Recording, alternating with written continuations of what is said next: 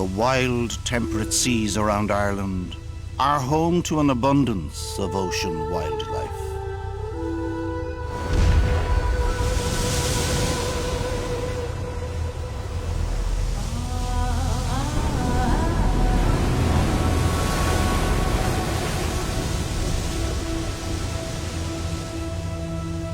The North Atlantic storms that pound our shores also bring fertility and new waves of life.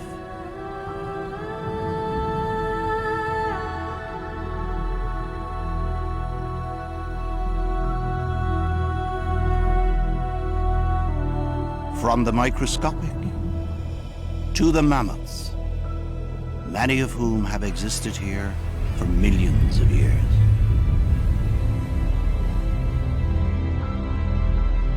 It's only in the last 100 years or so that man has made his imprint on this world.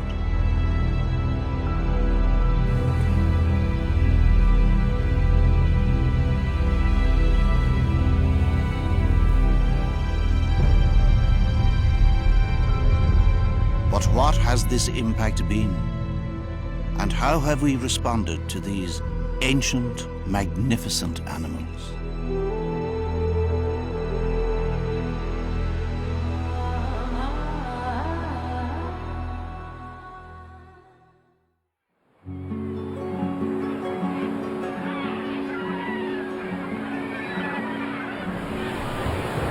About 50 million years ago, a four-legged land mammal slowly evolved into an ocean-living creature. Over a long period of adaptation, dolphins dispensed with their hind legs and developed sound as their primary sense for the darker underwater world.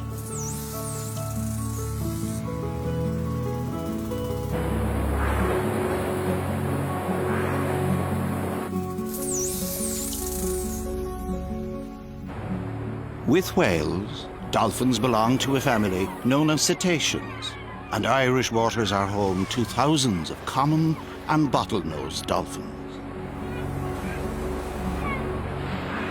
They are much loved and often romanticized, but how correct is our understanding of them as highly intelligent, sensitive creatures?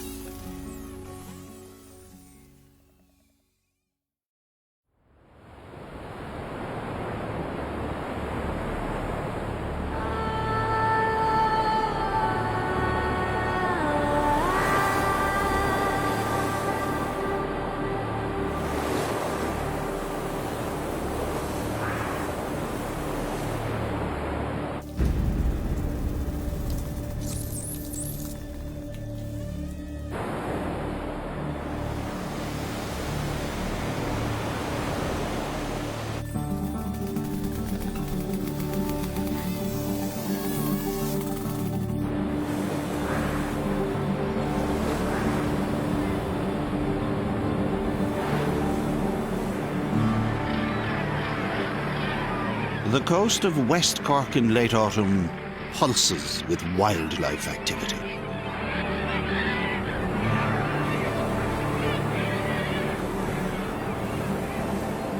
At the heart of this abundance are the enormous shoals of fish gathered here to spawn their young.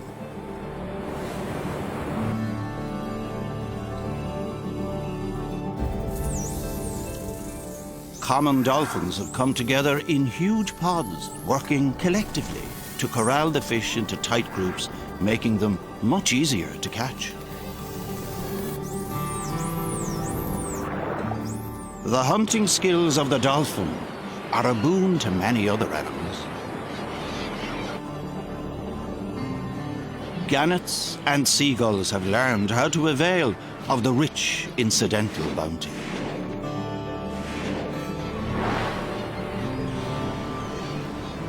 Fin and humpback whales visit these rich feeding grounds annually. And today have heard the ruckus from several kilometers away.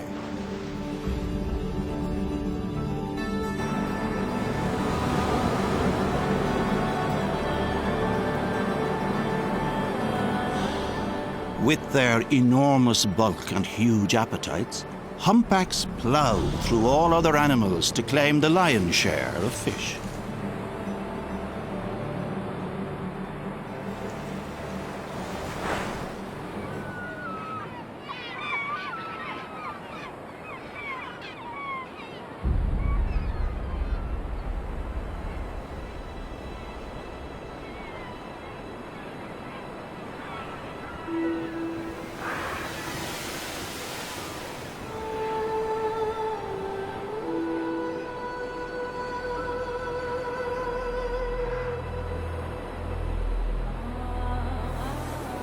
The Irish Whale and Dolphin Group have been studying cetaceans in Irish waters since 1990.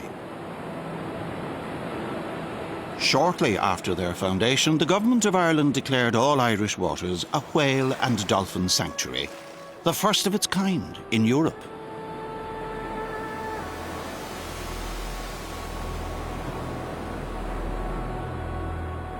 In 2011, the group was offered a 56-foot steel-hulled ketch, the Celtic Mist, by the family of former Taoiseach, the late Charles Haughey, in recognition of their valuable conservation work.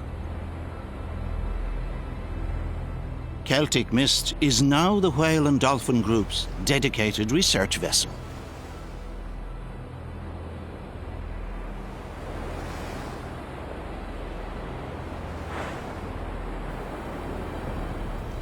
It's hard to know the effect of things like fishing on dolphin distribution and abundance.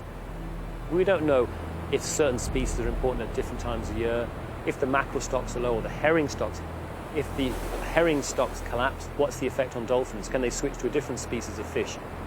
That's the really critical thing. If you don't protect the food, where they live, important resting places, important breeding places, things like that, you know, you have to mind where they live as well as the actual numbers of animals.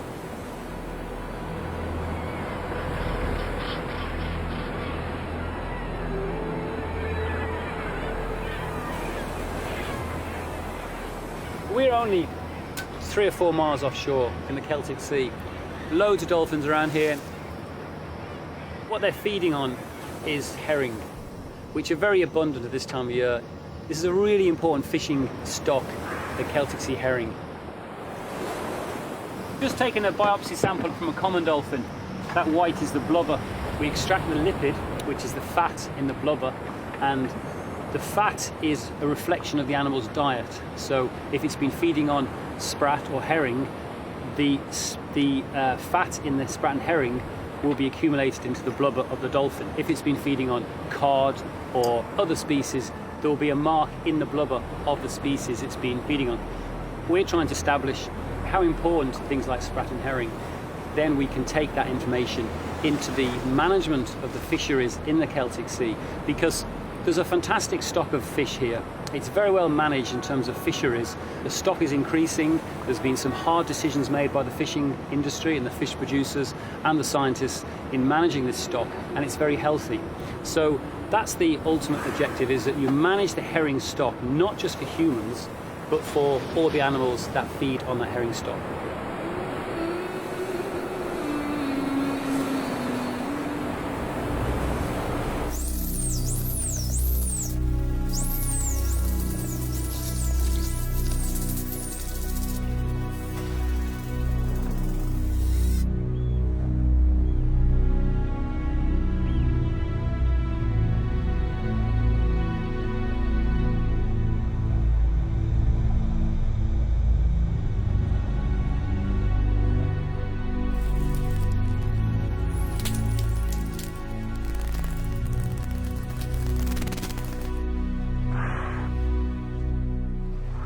While dolphins range all round our seas, the protected waters of the Shannon Estuary are home to a very unique group. Over 20 years of research has established that the bottlenose dolphins found here are the only permanent resident group in Irish waters, and only one of 6 such groups in Europe. In recent years, the estuary has become considerably noisier. Increased maritime traffic here and elsewhere has made our seas a far noisier place. The underwater world is actually a very noisy place. You've got all sorts of sound sources. One that we'd be most familiar with is the sound of whales and dolphins, but also we have anthropogenic sound. Anthropogenic meaning that it's man-made. So examples of that would be shipping, fishing activity. They all put sound sources into the water. But also when we go out and look for resources such as oil and gas, we put sound into the ocean to get information back to find where these reserves are. And all of that coupled together makes a very noisy ocean. Dolphins are known to produce signature whistles, and these signature whistles will be unique to individual animals. Just like we have names, they will have signature whistles. And this is extremely important when there's mother and calves present together. The mother has a unique signature whistle that that calf will recognize.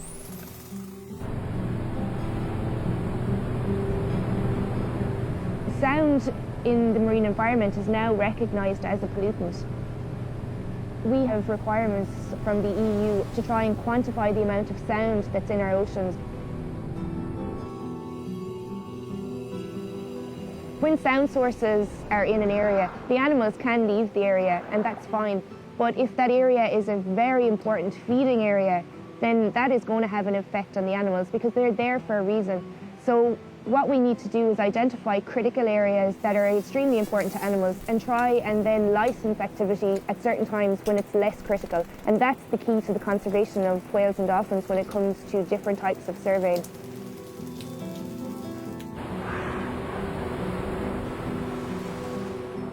Even though Irish waters are protected for whales and dolphins, there are activities in deeper offshore waters which have a direct effect on many of the dolphins in our seas.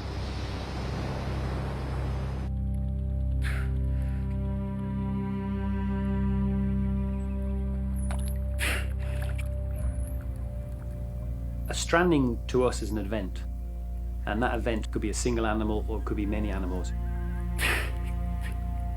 The number of stranding events since 2001-2002, it's plateaued out at about 120 a year. In 2013, the numbers increased. There was 215 stranding events, comprising maybe 260 individual animals. We either refloat, or you let it die, or euthanize. One recent investigation centred around Ackle Island. That stranding event, because they had marks on their body that were consistent with being caught in a fishing net, we'd be fairly confident that that cause of death of that stranding event was a fisheries interaction, you know. The only boats were fishing off Northwest Mayo at the time were the big Dutch, German freeze trawlers. These are huge boats that are catching thousands of tons of pelagic fish. This was caused by a big foreign fleet fishing and catching dolphins that are protected. The French have done really good studies, and they estimate that about 8% of the animals that are, say, caught in a fishery wash up on the shore. So there could have been hundreds of dolphins caught in that event.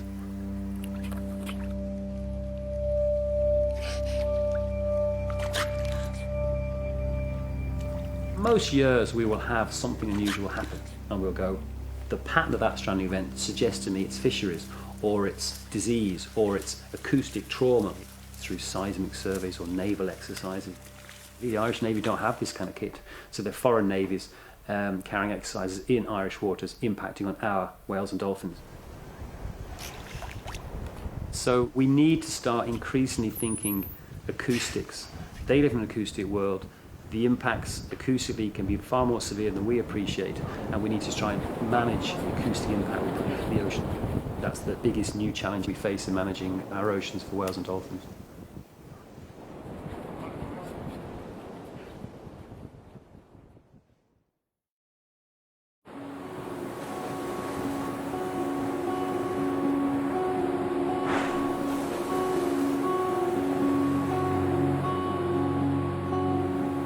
Irish waters have always been a haven for dolphins. Not only do half of all the bottlenose dolphins in Europe live in our seas, but tens of thousands of common dolphins circle our shores every year, in an endless cycle of feeding and breeding.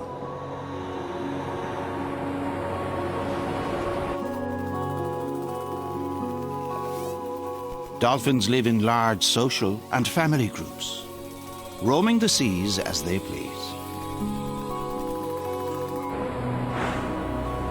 Although, over the past 30 years, we are seeing an increasing number of solitary dolphins off our shores.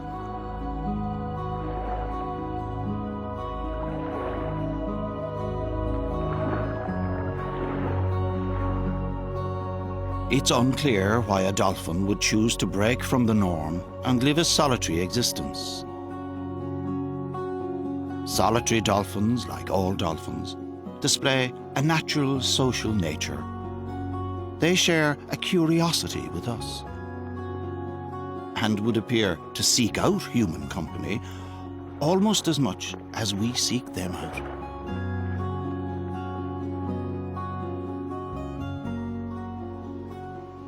There's many reports of solitary dolphins all around the world, and interestingly, they're often bottlenose dolphins. Ireland actually has disproportionately high number of friendly dolphins compared to other parts of the world. It is a strange phenomenon, and I think for it to happen, a number of things have to occur. You need to have that combination of dolphins, the right species, hanging around an area, and then people who are prepared to put the time and effort into getting that dolphin friendly and used to humans. So it's probably more of a case of, what drives the people who want to create these friendly dolphins, because they are creating them, and there are consequences to their actions. Classic bottlenose dolphin, females could be 10 years before they start to breed. Males much longer, could be 20, 30 years before they're capable of actually breeding. The gestation period is 12 months, is a year. The calf would stay with the mother for 2 or 3 years. So it's a very long period to rear a calf. Adult female dolphins tend to hang around with other adult female dolphins. So if you see a group with calves, you probably see 2 or 3 calves in that group. And what we think is happening is that they're helping each other. It's interesting that solitary dolphins, there's been a case of them having calves, and the calves always died. So it's a very strong indication that without the assistance of the maternal group, that they don't have the capabilities, the skills, certainly in the first few calves, to actually rear it and bring it along. So that's a critically essential part of the dolphin social society, that the females help each other. The male contributes nothing to rearing the calf, and in fact what they do is they compete with each other to get access to the female to mate. And we know that bottlenose dolphins kill bottlenose dolphin calves. Once the calves are being got rid of, the female will be ready to mate sooner than if it had a dependent young. And it's the only example in the whales and dolphin world of a species killing its own. So we have a lot to learn. So I think we need to lose a lot of our preconceptions about what we think is happening and actually realize what is happening. And some of it might be quite shocking to a lot of people. The dying wish of singer Dusty Springfield was to have her ashes scattered from the cliffs of Moher in County Clare. When a solitary bottlenose dolphin appeared in the area shortly afterwards, in 1999, locals named her Dusty.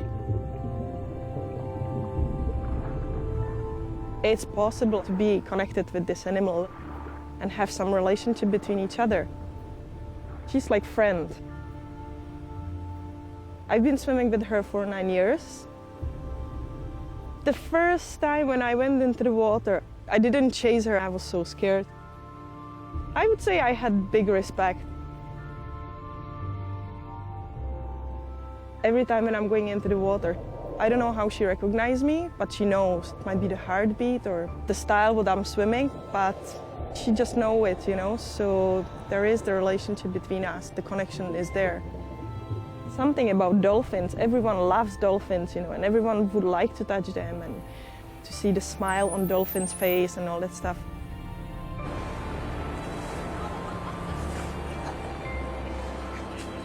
I've seen Dusty to be aggressive to people. During this summer, there were so many attacks because Dusty was pregnant. She became much more protective of the place where she used to live.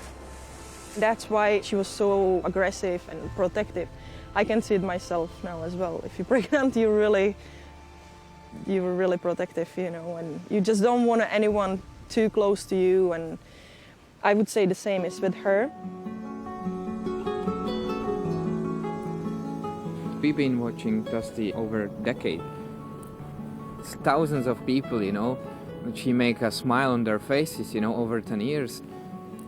And then one accident happened, and suddenly she's the renegade, she's the bad dolphin, you know, who is, aggressive and who can kill people, you know. Before we start saying that, we should look at ourselves, you know, what we doing in the water and how we approach to her, how we behave towards her. So that's always first questions which we should put before we say, oh, that is the dangerous dolphin. All the attacks usually happening people who don't respect the dolphin. That would be the problem. This kind of attitude, just jump on the dolphin, I'm going there just to touch the dolphin. That's the wrong attitude.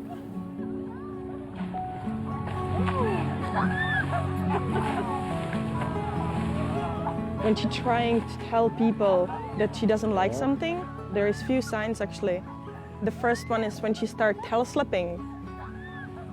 Most of the people, they think that she's saying hello, and then she starts to do clapping with her mouth. And that means that's the last sign, just get out from the water. If you stay there, it could be very dangerous. And because people don't try to understand the animal, that's why that's happening, you know. Did she let you touch her?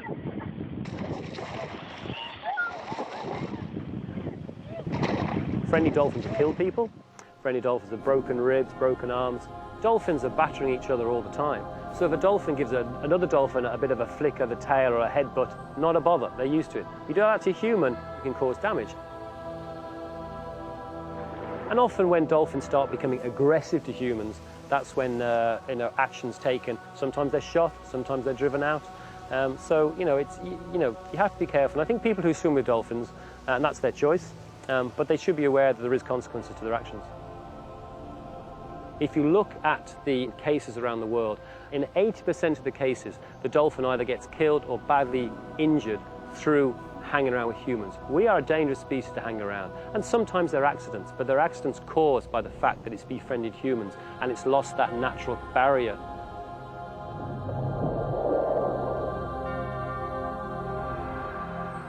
There's an awful lot of talk about intelligence and the sensitivity of dolphins and their amazing abilities, and I do struggle a bit with it myself. A lot of the work on intelligence is based in aquariums, in marine parks, and when you try and do the work in the wild, it's very difficult. It's very hard to work on dolphins in the wild. I think fundamentally, they live in a completely alien environment. They live underwater, they live in the sea, they live in a world of sound. So for us to interpret how they see the world and how they see each other and see their place in it, it's very hard. We know they have amazing abilities for communication, mainly acoustic, but why shouldn't they? They live in the sea where sound is a much better primary sense than sight. We know they have very highly developed social systems. We know they interact with each other in remarkable ways. But to try and say that that is a super intelligence, I struggle with that myself, but maybe I'm just skeptic. But what we can say is that whales and dolphins are incredibly well adapted to the world they live in, and they've been living in that world for tens of millions of years. Now the world they live in is changing, we're changing it, we're making it more noisy, so that obviously has to have some effect on them. But I think being aware of them, where they live, where they occur, what they do, and what their senses are, gives us an opportunity to try and minimise our impact on them. Because, it's a fantastic coast to share, and we're better off, both us and them are better for sharing it.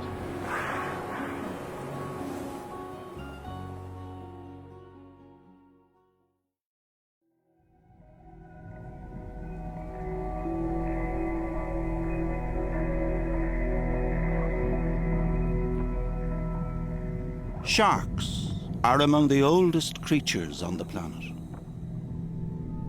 They have roamed the world's oceans for 400 million years, during which time they have evolved into a near-perfect creature.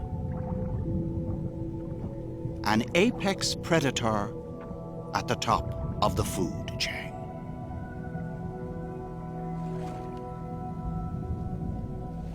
In Irish waters, there are almost 40 different species of shark, the most common being basking, blue, and porbeagle sharks.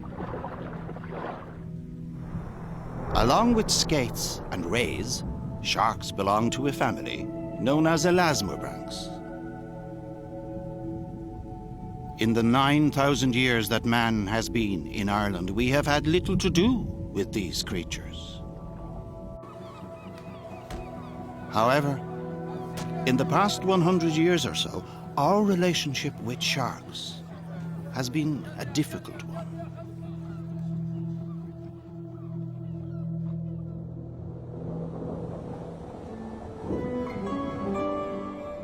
As the seasons unfold, creatures migrate to where food is plentiful and to places where it is safe to bear their young, mocking the notion of national boundaries. Long before dinosaurs stalked the earth, basking sharks roamed the world's oceans. These 10-meter giants arrive in our waters in springtime to gorge themselves on the plankton bloom. They consume millions of tiny immature fish and shellfish within zooplankton. Almost like a giant regulator of the ocean food chain.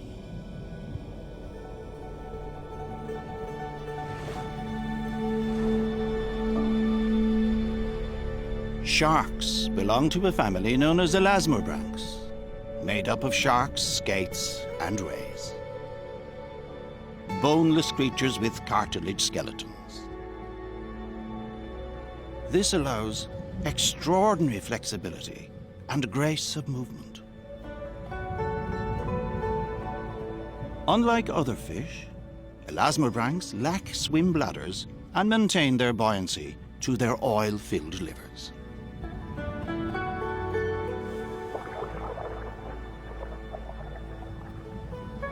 The smallest shark species in Irish waters is also the most common, the lesser spotted dogfish.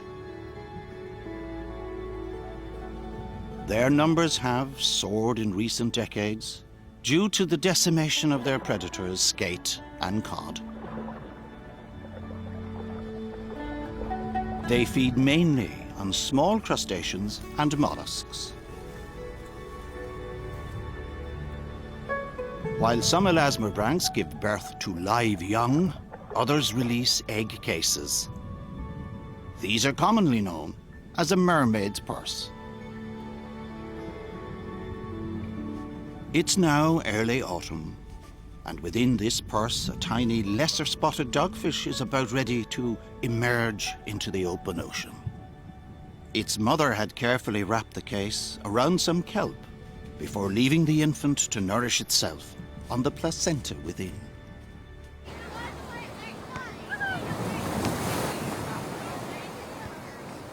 Traditionally, shallow bays like Liscannor in County Clare would have attracted large numbers of blue and porbeagle sharks during the summer months.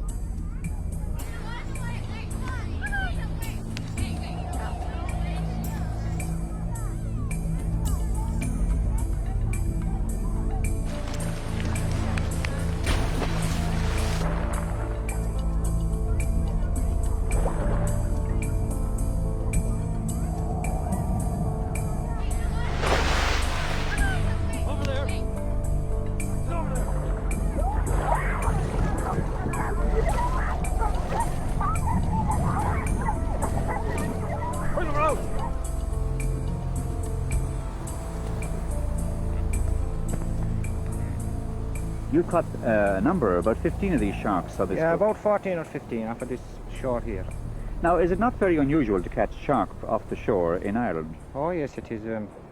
Not alone in Ireland, but anywhere else in Europe. It is supposed to be unknown outside of Australia or Florida. Sharks off the shore, definitely off the boats, but not off the shore. Now, is that fella dangerous? Well, I wouldn't say he's dangerous. He has a great set of teeth, all right. Dangerous, spiky teeth, but I don't know would he attack any bathers or anything like that.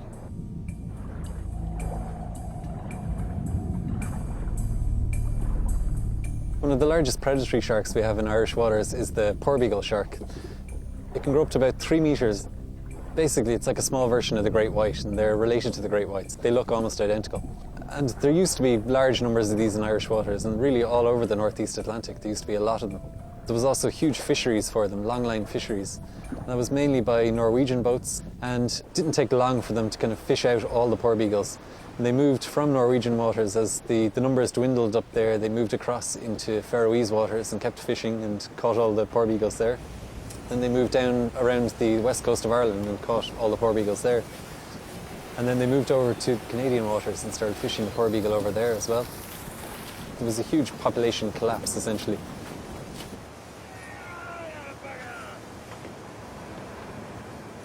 The population was decimated, and there was less than 10% of the porbeagles left. So it was classified as critically endangered. So for the past number of years, fishing has actually been banned for porbeagles in the northeast Atlantic. But it doesn't prevent them being taken as bycatch in other fisheries. And there is still a small fishery for them in Canadian waters. There's relatively small landings, but it is a commercial fishery, and they are protected in European waters. So ideally, if there is one population in the North Atlantic, they should be protected in both areas, otherwise it just doesn't make sense.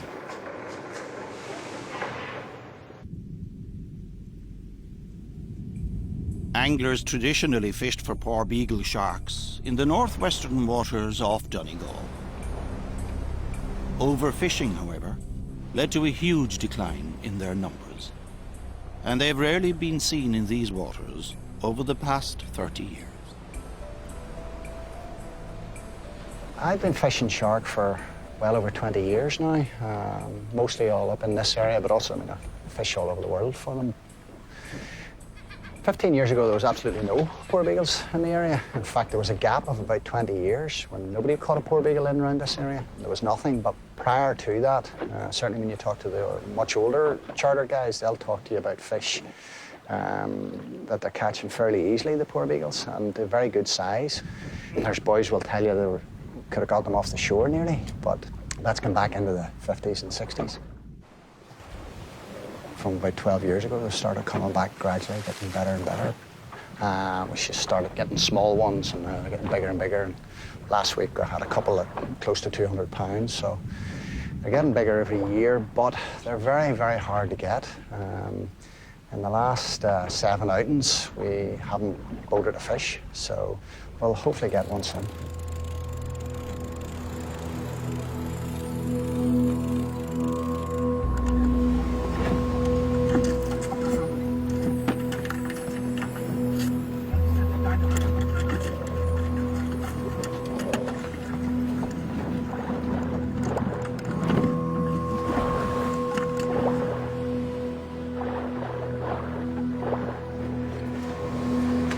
Shark on board. Stand back. That's a little girl.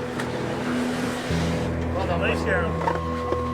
Right, Trevor, put the towel over her eyes. Her eyes, will you please? Thank you.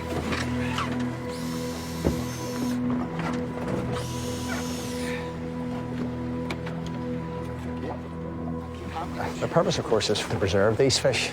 So I've got satellite tags that we'll put onto it, and they'll give their position almost daily, depending on whether the fish come near the surface or on the surface. And that allows us to track them wherever they go. Some have gone up to Norway, others have gone away down to off the coast of Africa. Some have started to head across the Atlantic, but we really don't know what they're doing and where they're going and where they're breeding, where they pup. We're trying to piece it all together. My role really is to catch fish, put the tags on them, and get them released alive and safe back into the water so the scientists can do what they need to do in terms of the research and protection of them. Really, we're just trying to piece together a big jigsaw to find out what's happening with these animals and how we can protect them. But they're certainly, they're very difficult to catch. There's no doubt about that. We've had 5 already this year, which is good for this time of year. Last year I put in 45 days fishing for 7 poor beagles, so they're hard to get.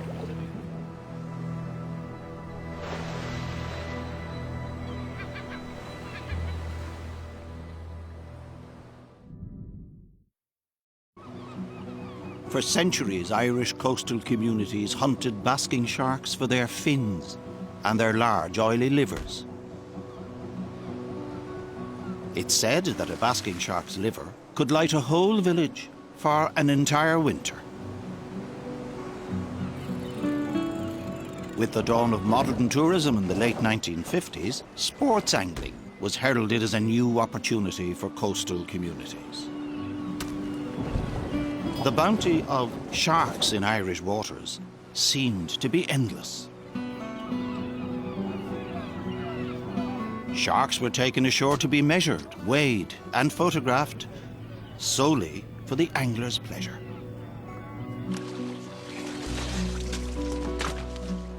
By the mid-1970s, stocks began to decline, and a change of mindset took hold within the angling community. Inland Fisheries Ireland began tagging sharks in an effort to monitor their movements and encouraged anglers to do the same and return the sharks to the sea alive.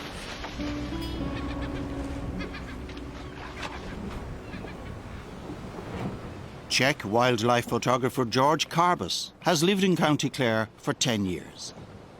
His passionately held ambition has been to photograph and engage with sharks off the Irish coast. We are about 20 miles southwest Cork, and we have lovely conditions today. We just got the first blue sharks in the water, pretty excited. Hopefully we're gonna get more and get in the water and try to swim with them. Hopefully get more sharks.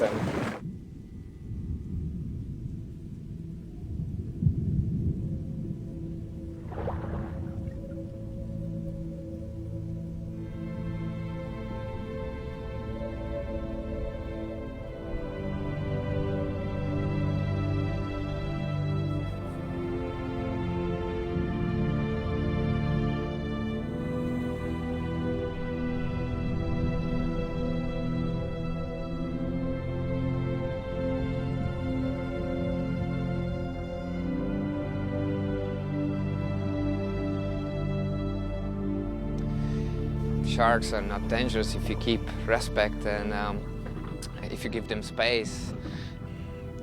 They're just mellow animals, beautiful looking, mellow creatures.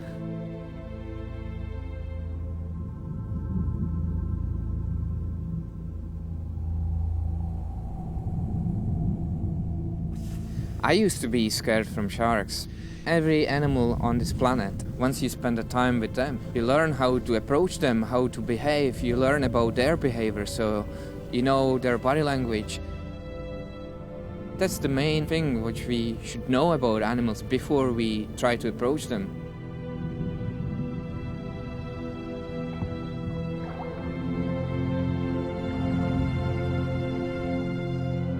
After years swimming in the sea, I can say I'm not afraid of sharks.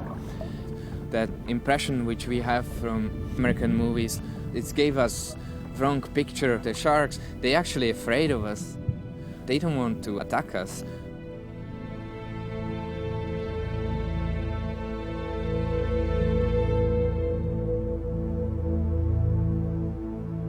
Glacial activity at the end of the last ice age created shallow, fertile bays around Ireland, such as Clew Bay in County Mayo and Tralee in Kerry. The sheltered shallows of Tralee Bay provide safe breeding grounds for bottom-dwelling sharks, skates and rays.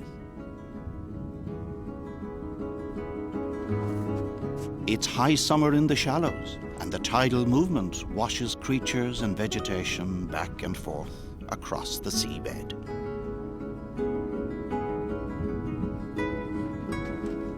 This action creates a perfect habitat for oysters. Their abundance provides shelter and shells for crabs. And the crab is a favourite food for for rays.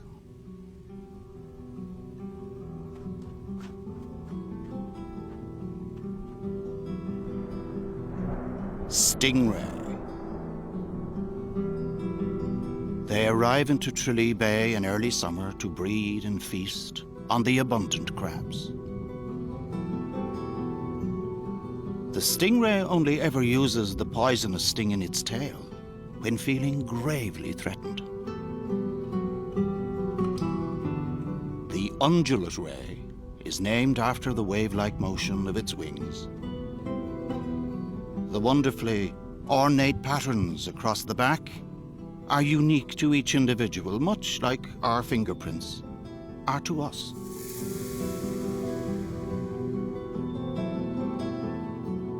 The anglerfish, sometimes called the monkfish, is one of our most striking ocean creatures. It's named because of the lure on the front of its head. Remaining perfectly still, it uses this to attract small fish to within range of its powerful jaws and teeth.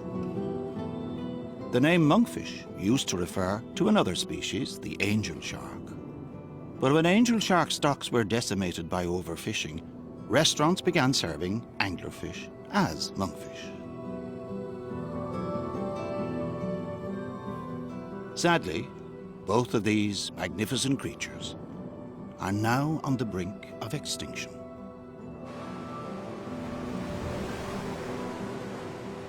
So Tralee Bay has got a lot of attributes. It's a rich ecosystem. The fact that it's one of the last places now in Europe where you have a native oyster bed attracts in a lot of species, including rays and sharks that we don't find in very many other places. We've got the angel shark, we've got the undulate ray, stingrays, and it's probably the last refuge in Europe of a very, very rare species, the white skate, which has pretty much disappeared from almost everywhere else. There are no other recent records of white skate in Europe apart from in Tralee Bay. Over time, the angel shark stock seems to have declined. It's extinct in the North Sea, but it's still found in Irish waters. In the mid-1970s, over 100 sharks per year were being tagged, and in recent years, 1 or 2 per year. So you could calculate about a 95% or more decline in the abundance of angel shark, and that's in its core abundance hotspot. In the case of the undulate ray, it has declined by more than 75%. What really concerns us is that the population centering in Tralee and South Kerry is a stock that's completely separated from all other undulate ray populations in Europe. So it's not in as much trouble as the angel shark, but it's at a position where it may not be able to adequately replenish itself over time, and that's a concern. Large numbers of sharks are still being caught within EU waters, many as bycatch in other fisheries.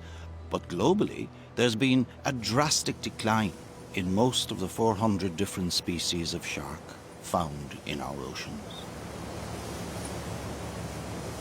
Scientists estimate that between 70 and 100 million sharks are being killed every year. Some species have declined by a staggering 99% and are now all but extinct. This is a result of overfishing and, indeed, finning. Finning is the practice of cutting off the shark's fins, often while the animal is still alive.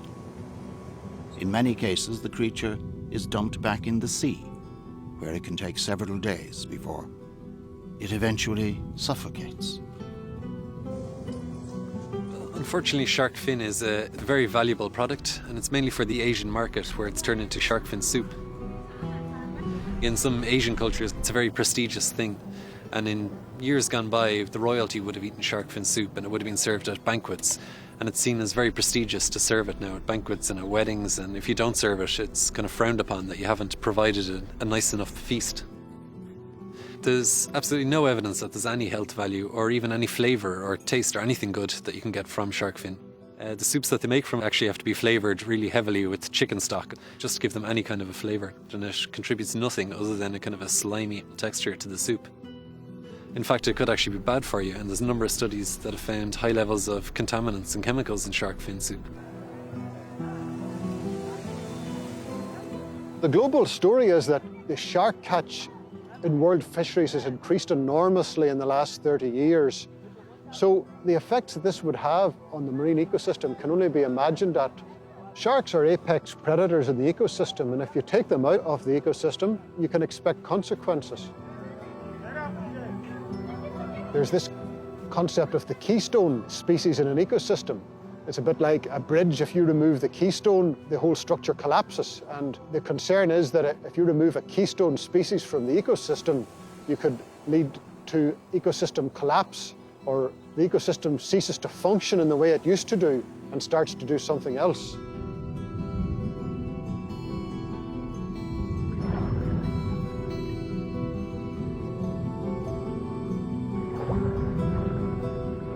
I suppose people do have prejudice against sharks, but they're portrayed generally as these ferocious man-eaters with blood hanging off their teeth and looking really aggressive. And that's just by the photos people have seen of them or the videos where there's bait in the water and they're being made to act aggressively. If you did see them underwater swimming around gracefully, it would totally change your mind about them. And they're really an incredible, majestic animal. A lot of the prejudices have come from a fear of the unknown. Everyone became afraid of sharks after watching Jaws because it's a fear of the unknown and fear of this attack coming out of nowhere, maybe if you're swimming in deep water and you don't know what's below you. So it's just that kind of inherent fear that's in people. And if they understood a little bit more about even the biology of sharks, and that they don't just go around randomly attacking people for no reason. It's estimated that about 70 to 100 million sharks are killed each year, whereas there's 5 to 10 people killed globally each year by sharks. It's really a tiny, tiny number considering the number of people that are in the water.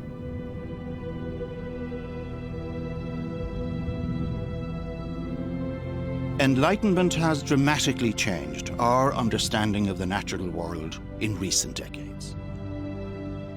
Whether we now develop the confidence to live with nature rather than try to exploit and control it is clearly in our own hands.